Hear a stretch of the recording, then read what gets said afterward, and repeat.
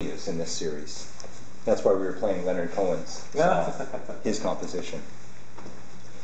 Reflections on Harps of God, first act, second reading. A microcosm of a low level of a particular society.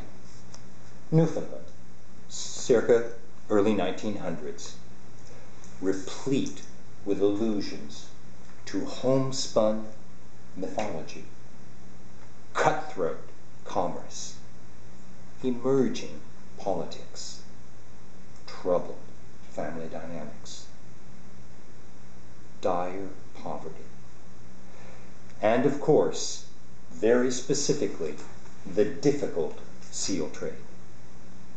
Cold, unforgiving world and rickety worldviews, trying to anchor in a reality as icy as where the sealers in question are lost.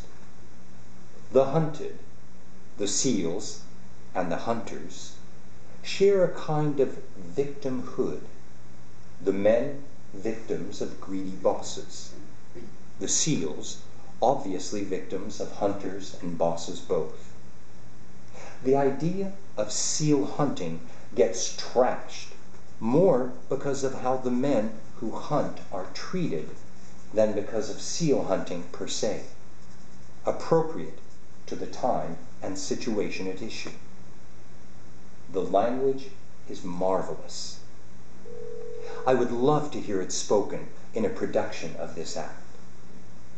Ah, Levi, how quaint and ironically absurd you're holding to a traditional ethics of life and family scenes.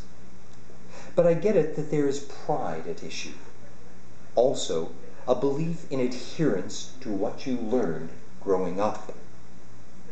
Your sons, in varying measure, are willing to follow. But in the case of troubled Jessup, only so far, no further. The misery of cold, an actor as much as any other in this section. Cold takes life, puts other lives in jeopardy. Is this a fictionalized version of an actual event? We're not supposed to read anything but the act itself at this point.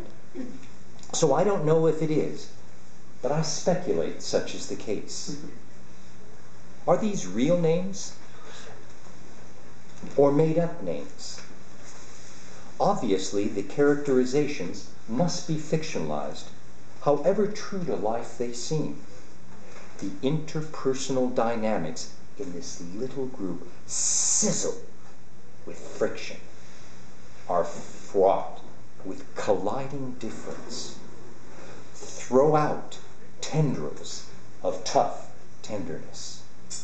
Levi, the patriarch, desires to instruct, to form, and shape the young ones, including Billy, who isn't his son. Son Andrew is the least form of Levi's sons, with Simon, the middle son, seemingly most resembling the father, the worldview, etc. And all that seal-killing punctuation, replete with lessons concerning the how-to of the business. Compelling, along with the repeated allusions to pups calling, creates such a backdrop, such ambiance. I'm looking forward to going on with the play, to seeing how this situation plays out. At the moment, it looks to be dour indeed, barely sliding along. So that's one person, one second reading of Act 1. And invite you to comment on it. We'll open it up. And ladies, feel free to come close. Come close.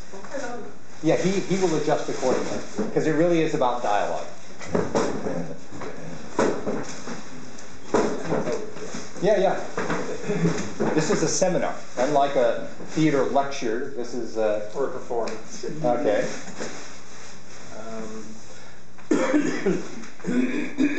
Excuse me. Well, it's an interesting approach for sure. Just reading the dialogue, the context, back and front, good idea.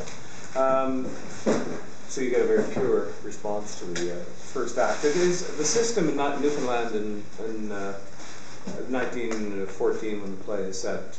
Fishermen were in a system whereby they were born in debt and they died in debt to the merchants. You know, because the fishing villages were accessible only by boat around the coast. There's no habitation in the center of Newfoundland, and the merchants owned the stores. The stores that supplied things they couldn't generate from the environment, the tea, sugar, basic foodstuffs that couldn't be gathered from the land or at sea, or produced in very minimal gardens.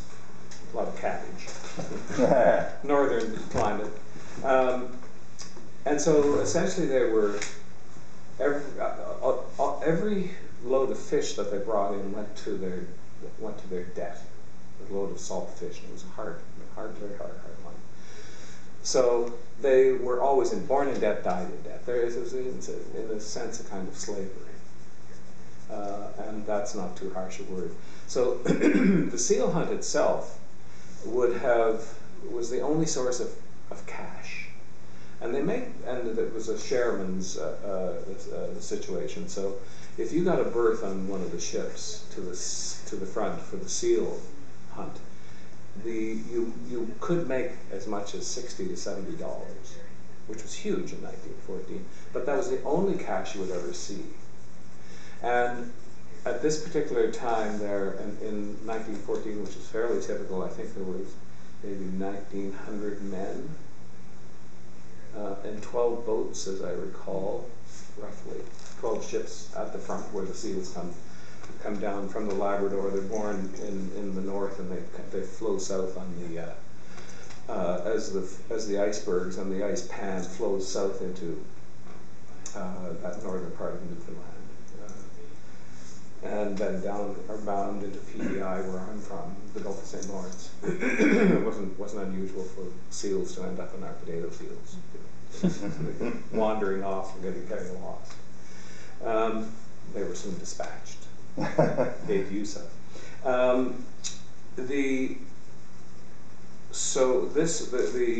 system. So what propelled the writing of the play was a commission from artistic director Don Abbott of Rising Tide Theatre, which is in Trinity, Newfoundland, fantastic theatre.